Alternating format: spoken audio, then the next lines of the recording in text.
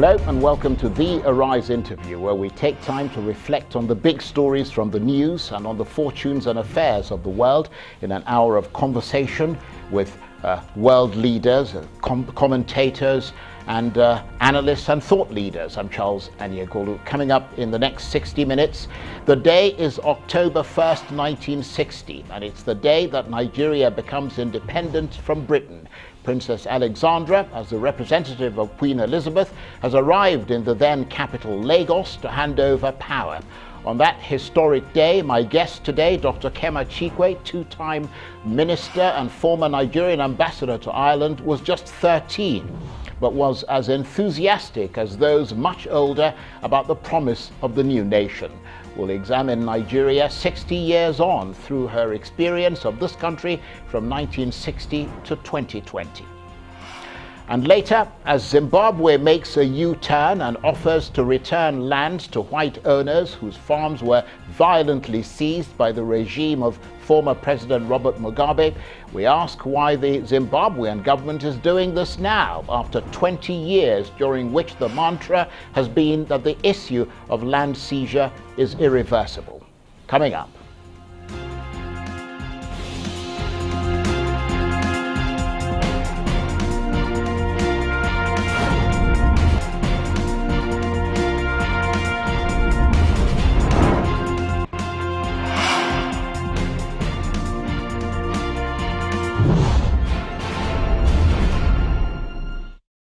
So, a decidedly Nigerian independence flavour on the show today, as Africa's most populous country prepares to mark 60 years of freedom from British control in about a month's time on October the 1st. That Independence Day was, of course, in 1960, and way back then, those who ushered in that memorable day, including my guest today, former two-time minister and former Nigerian ambassador to Ireland, Dr. Kema Chikwe, may have been celebrating to this, a song called Independence by Charles Iwebue and his Archibogs. And of course it was a surefire hit that captured the mood of the day and went straight to the top of the Nigerian charts. Take a listen.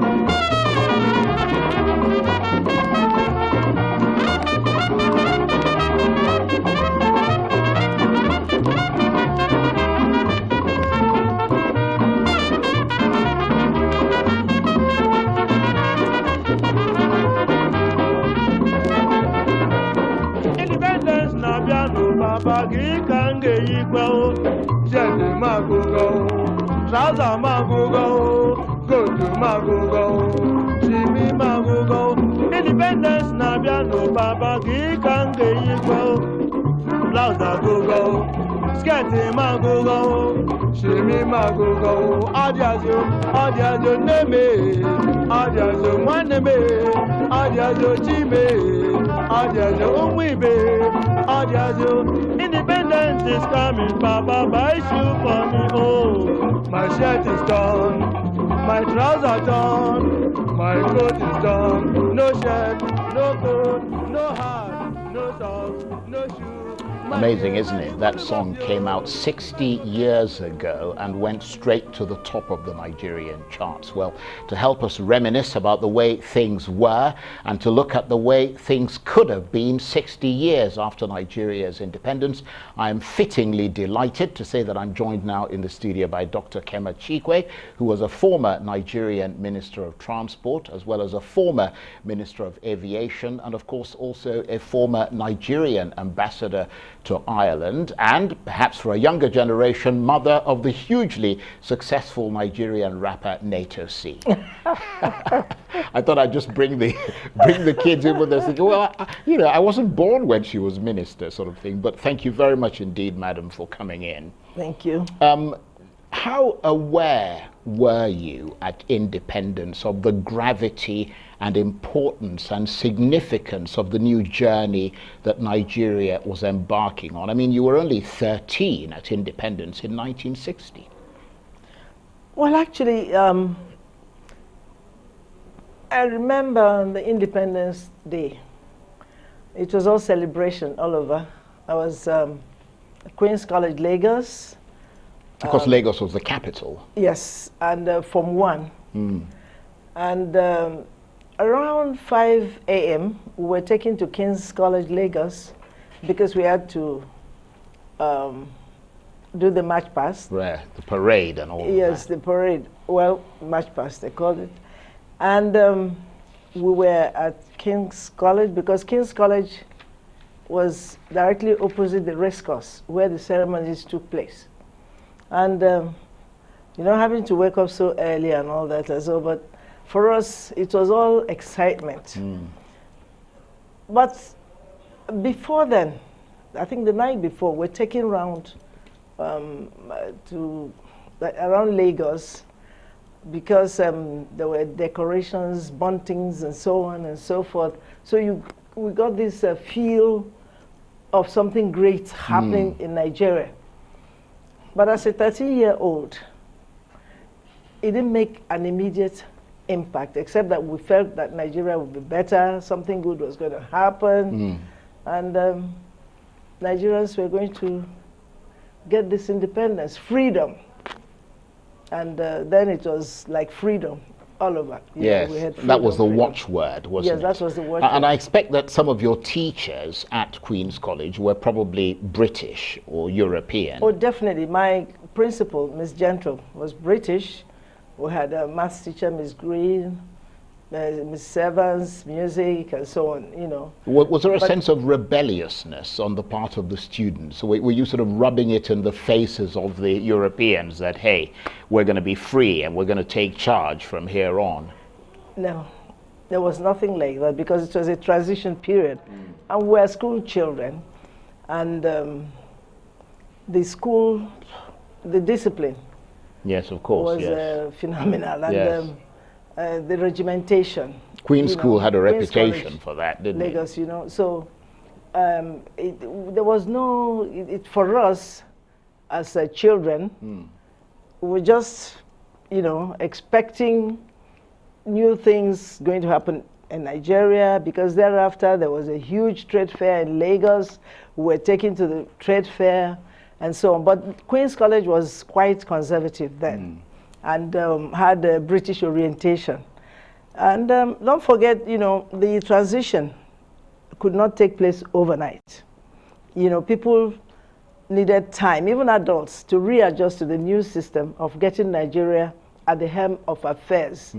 But in Queen's College, the transition was that of the British teachers preparing, but we didn't understand what was going on. But in due course, our principal had to leave, Miss Gentle. Right. Yes, and then we had Mrs. Coker. The colonial teachers, you know, were slowly, slowly departing. leaving, departing from the school. Yes. So, but then the orientation we had in school also was, you know, getting the students to take, you know, the studies were very serious, because it was like grooming younger people. Yes. To take over. To take over, right. you know, Nigerians to take over. And, you know, there was diversity in the school.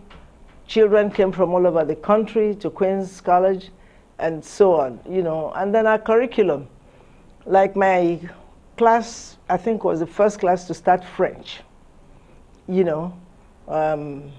Then we had a very rich curriculum, you know, to prepare us for the future. Yeah, but as children, we were not fully conscious of the transition.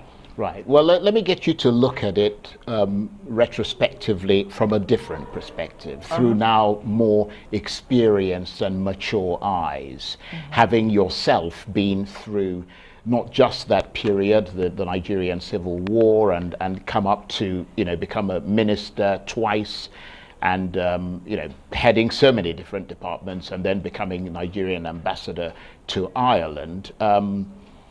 Help us to look at how something like oil, for example, has played a role in shaping Nigeria's history. First palm oil, and then crude oil, because that's fundamental to the trajectory that this country has taken.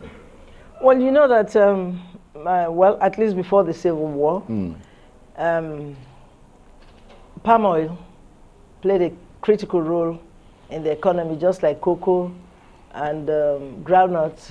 Agriculture played a critical role, yes, in the development of Nigeria. And I think before then, the exploratory activities of Shell and the oil companies and so on, had started. But Nigerians, I think the education then, the background people had then, was the background of work, productivity, especially in agriculture, because what you have available is what you work with. And it was easier for Nigeria to work on the sector. Right, that was the traditional way of doing things, yes. Anyway. And so the economy grew on agricultural commodities. Sorry, go on. Yeah, and then you had the infrastructure to move the commodities for export and for internal. Right, because I was going to say that even the creation of Nigeria itself was linked to palm oil, because of course the country was created through the Royal Niger Company, which was trading in palm oil, wasn't it? Yes, of course. We from the east, up to Port Harcourt, Cross River, rivers and so on and so forth. I mean, like palm oil was the major commodity, and even the British traders that came in, and you saw that most of the great men we heard about growing up were men who traded in palm oil. You had centers at Owerenta, you had different, following the river. The course of the river Niger, Imo River, and so on, and even Uguta, the lake, following the course of the water, natural water, and so on and so forth. But also to some extent in western Nigeria, because they also grew palm products there, didn't they? Yes, they did. But what I'm saying is that these most people who were wealthy then, the rich people then, were connected to commodity trading, and it was mainly palm oil. And it progressed, I saw it progress because I remember recent palm, the river's palm plantation and palm industry was a major thing. And the other palm in Imo State was like what we later now had as crude oil. Okay, let me just ask you to hold it. This is fascinating. I'll come back to you in 1 second. You're watching the Arise interview. Plenty more still ahead as we continue our examination of Nigeria 60 years on through the experience of one of this country's leading female politicians, Dr. Kema Chikwe. Stay with us.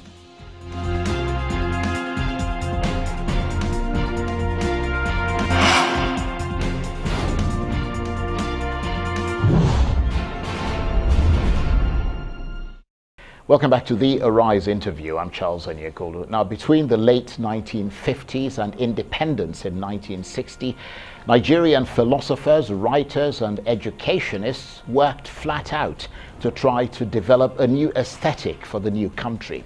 They were open to new ideas and techniques emerging from the West, but they were also determined to draw on Nigeria's own rich heritage. My guest today, Dr. Kema Chikwe, former two-time minister and former Nigerian ambassador to Ireland, was just 13 at independence, but she was one of those who took all of the hopes and dreams of the new nation as a means of interpreting a new world that at the time seemed full of promise. There were, of course, many people who played significant roles in the struggle to end British rule, but one of the most prominent was a woman, Margaret, Ekpo, a pioneering feminist who galvanized local activists in that fight for democracy, becoming one of this country's first female MPs and inspiring a new generation of forward-thinking, high-achieving women, including my guest today, Dr. Kema Chikwe. We'll talk some more to Dr. Chikwe in a moment, but first, here's a reminder of that Independence Day in 1960.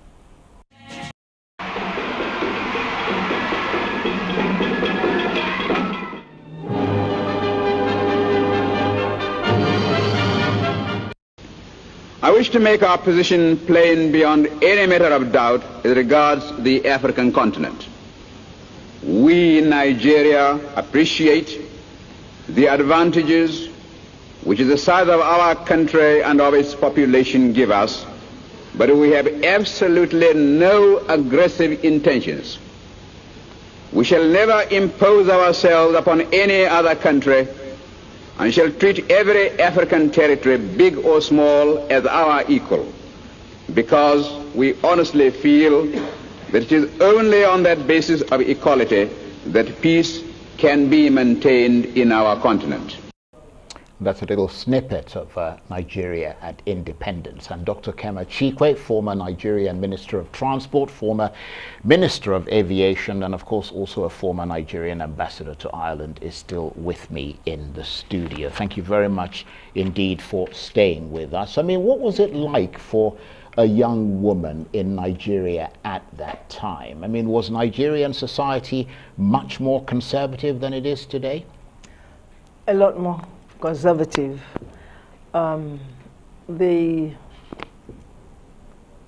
Because of the transition from the colonial environment or culture to the Nigerian independent way of doing things. I mean, you know, it was a phase, you know, and when I was growing up, after post-independence, we still had very well structured society in Nigeria, where there was, because the civil service was built on the colonial framework, and everything seemed to be in place, and the orientation was for people to achieve what they got. You had to work hard to be where you were then, you know, and there were clear distinctions in the way people did things, you know, like, for instance, the business people, you know, were facing their businesses. The civil servants or government workers were dedicated to their service because their promotions depended on their achievements. And everybody took what they were doing seriously. And the women, were they focusing on domestic affairs? No, what the women, there was also a transition because, you know, the women prior to independence, the orientation of the education was different.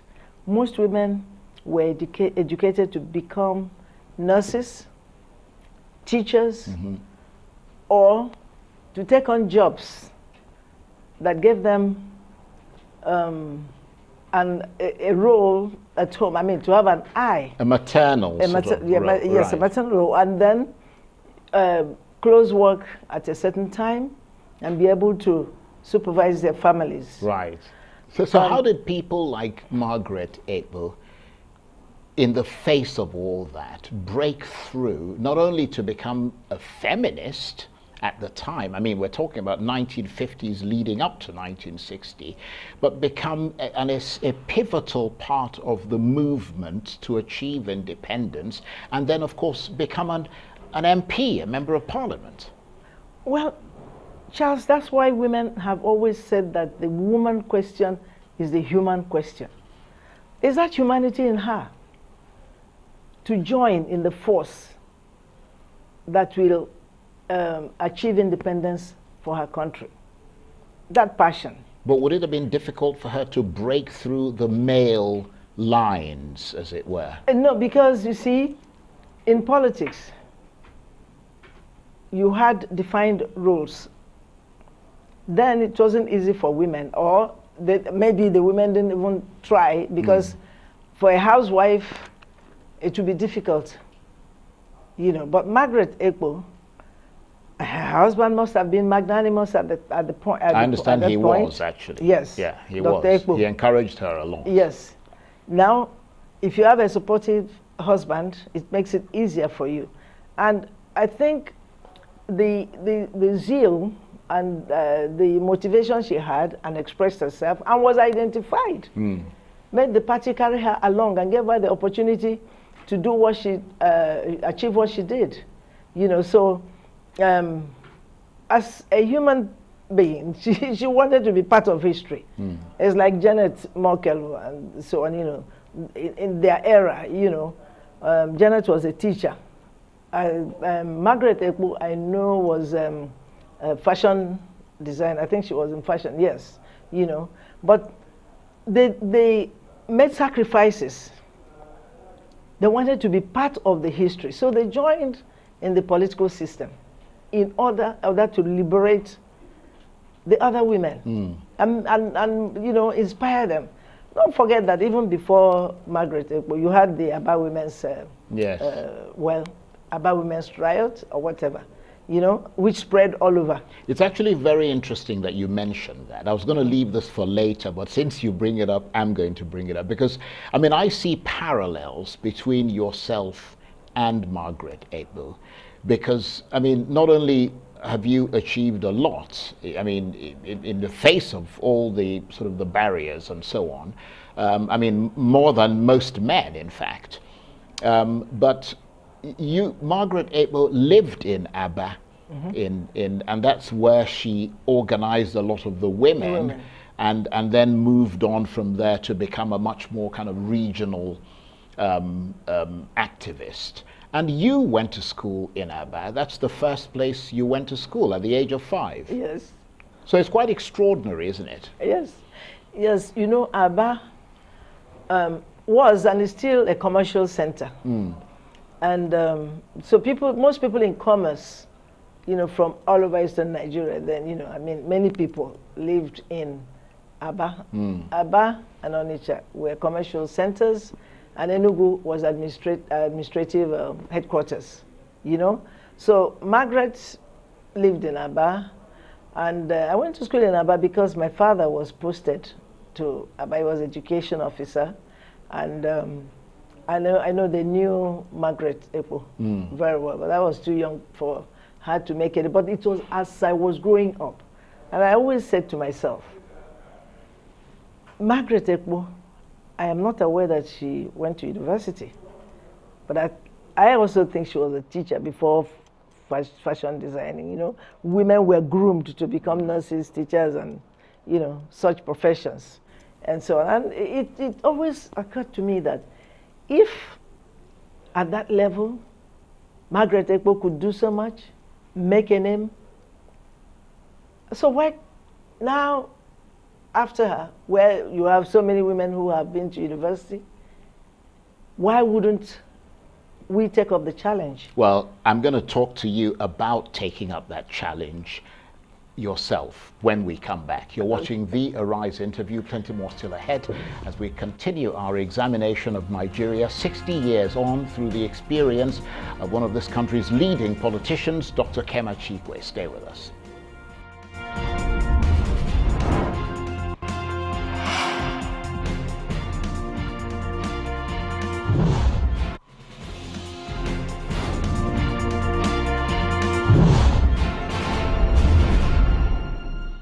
Welcome back to the Arise interview, where we speak to the newsmakers as well as ordinary people doing extraordinary things around the world and featuring the voices at the heart of the stories. I'm Charles Anyagolu. Now, as you know, Nigeria's great day arrived on October the 1st, 1960, when it finally extricated itself from British colonial rule. The Nigerian flag, green, white and green, and shimmering in the light of the day, reached the top of the mast. A year later, in 1961, as my guest today, the prominent female politician, Dr. Kema Chikwe, turned 14. Nigeria's pioneering female politician, Margaret, Ekpo, was elected as an MP in the Eastern Regional Parliament. But by 1967, that sense of promise and hope had disappeared as civil war broke out in Nigeria. Margaret Ekpo was one of the local political leaders detained for 3 years by the Biafrans. She didn't support the war and was disillusioned with what was happening to the Nigeria of her dreams. And she never again returned to frontline politics and died in 2006 at the age of 92. And Dr. Kema Chikwe, former Nigerian Minister of Transport, former Minister of Aviation, and also former Nigerian Ambassador to Ireland, is still with me in the studio. Thank you very much indeed for staying with us. And I understand that Margaret Ekpo had a way, you were saying this as well during the break, a way of getting the men to listen to her. She was a very attractive, physically beautiful woman, and a lot of men were apparently captivated by her. And I can't help but draw a parallel between you and her, because I mean, you are also a very beautiful woman, I say that respectfully, who at the same time managed to get very powerful men, including presidents, to take you seriously and shoulder you with a lot of responsibility. Well, Charles, you know, we all have our different talents. And I believe that whatever talent you have, you apply that talent for public good. Margaret Ekpo, reading about her, watching, you know, films and so on about her, you see, she was an effervescent person. Yes. And when you are effervescent, it means that you have a passion. You have a passion for liberation. You know, from the transition of colonial rule to Nigerian rule, we thought we should get it right. We thought, I mean, the system should get it right, because even the first national anthem we had, you know, promised equality, justice, peace to reign, and so on and so forth. And with the education people had then, you know, before, people who had standard 6 certificates, I mean, they wrote very well. They had solid education. People went to high elementary to acquire high elementary certificates, teaching certificates, and so on. They wrote like people with master's degree today, or even better, you know. So, you know, the knowledge you have, and she being accepted by the political mainstream, meant that she was identified as somebody who could make a change, who could help build from that transition to a new Nigeria. And she did her best. She represented the women, but she represented a constituency in the legislature.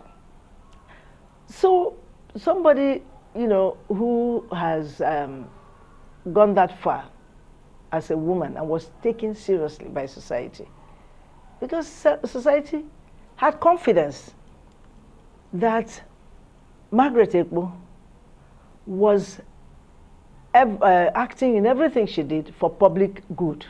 And Dr. Kema Chikwe? Yes, and Dr. Kema Chikwe, that's the thing. I personally, I believe in a good society. Because you see, if you fight for the public, for things to be okay, for equity, justice, fairness, everything, everybody's, you paddle your own canoe, and you're happy doing what you're doing. But if there's inequality, oppression, and so on, you see rebellion within the population of within the people, you know, and it will not work. And people will express that rebellion in different ways. And the society becomes uncomfortable for everybody. So for me, I'm a politician with a passion. It doesn't matter to me about political party or whatever. All I have always dreamt of is to have a good government where people will be respected, where people will be, you know, where there will be hard work, where hard work will prevail, merit. You get what you deserve. Because if people are getting what they deserve, it means that those that are not working as hard will work harder to get to the same level, to the same position. So for me, I think politics is something that should focus on the people, on the public, not individual growth. And yet, Dr. Chikwe, in spite of pioneering women like yourself, like Margaret Ekpo, you took the torch from her and kept it burning. That flame appears to have dimmed, doesn't it? I mean, today there are very few women in government positions of political power in Nigeria. You would have thought that things would have moved much further than it has. I mean, has it been a case of one step forward, two steps backwards? No, Charles. Let me be honest with you. The women issue, you know, it has not dimmed. There are many women in critical positions, but we're spreading horizontally and not vertically. Because the women came into a system that was already dominated by men. And it's been very difficult to break through. And with the new era politics, I mean, it's been a disaster. You know, like the morbid pursuit for power. Everybody wants to hold on to the power they have. It doesn't matter what happens to the rest of us and so on and so forth. You know? So the women, now we're reviewing and strategizing. Let's see the new dynamics, you know. Let's see if we can have a paradigm shift. Like me, you know, I've been here before on the Women Leadership Institute. Absolutely. We need to grow a critical mass of women in leadership. And when that is done, it will be easier for women to mainstream themselves. Grow yourself as an individual first. And then if everybody grows themselves as individuals for leadership and meet, it means that everybody also is now driven by that real passion to break through. Women have done so much. Many more are educated. Many more are professionals. Many more, in fact, they combine the roles of, I mean, look at people who can combine the role of a professional and housewife. It's phenomenal.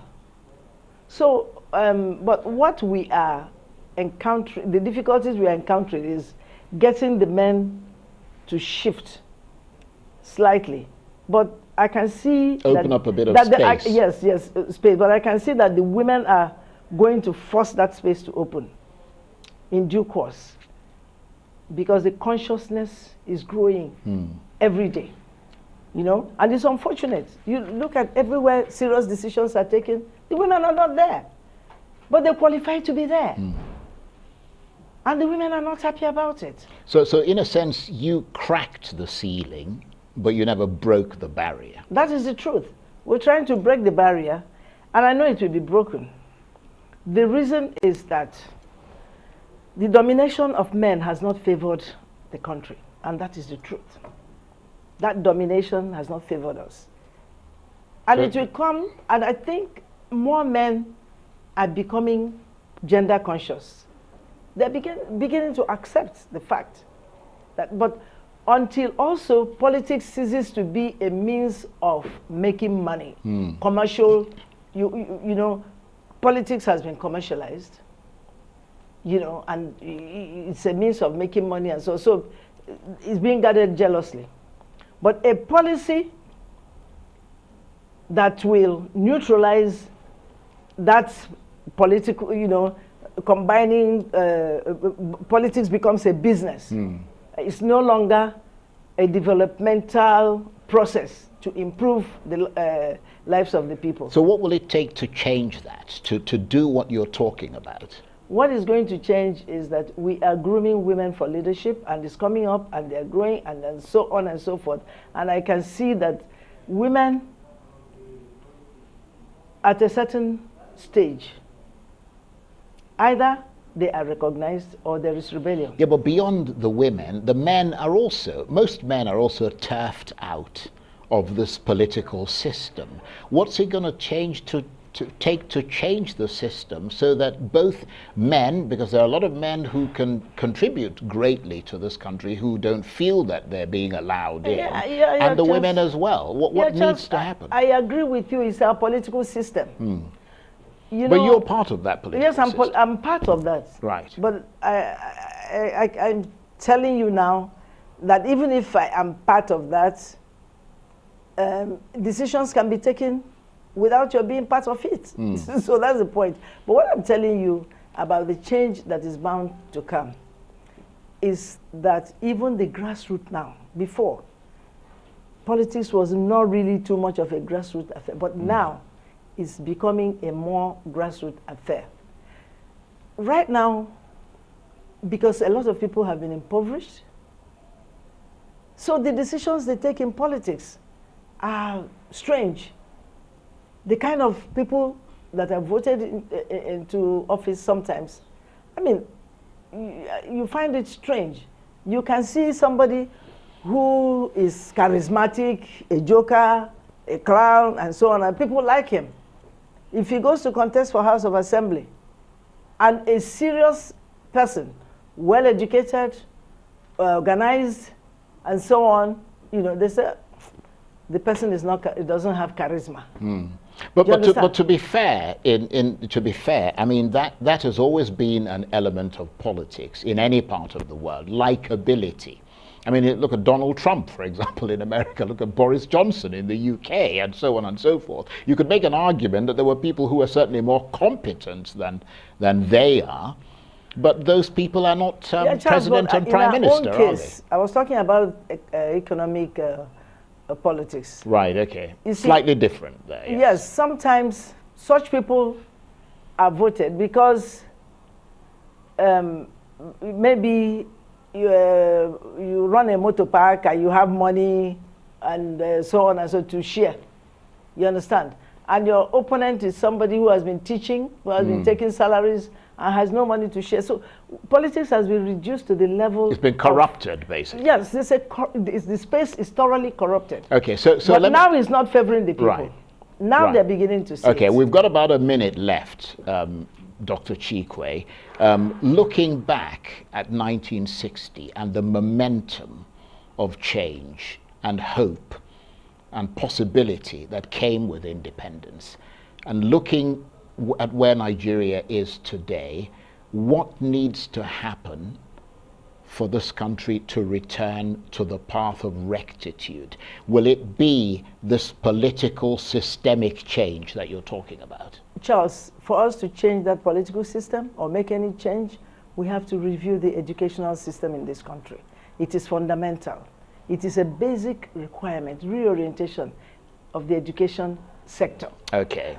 Look, this pandemic period. Very briefly. All the children who are in public schools have not gone to school because the school is online. The private school children are in school online, and they're going to live in the same country. That's a very important point. I'm going to have to leave it on that note. Systemic political change and systemic educational change. Always a tremendous pleasure to talk with you, Dr. Kema Chikwe, former Nigerian Minister of Transport, Aviation, and of course a former Nigerian ambassador to Ireland. Thank you very much indeed. Thank you, Charles. You're watching the Arise interview. Plenty more still ahead, including as Zimbabwe makes a U-turn and offers to return land to white owners whose farms were violently seized by the regime of Robert Mugabe. We ask why the Zimbabwean government is doing this now. Stay with us.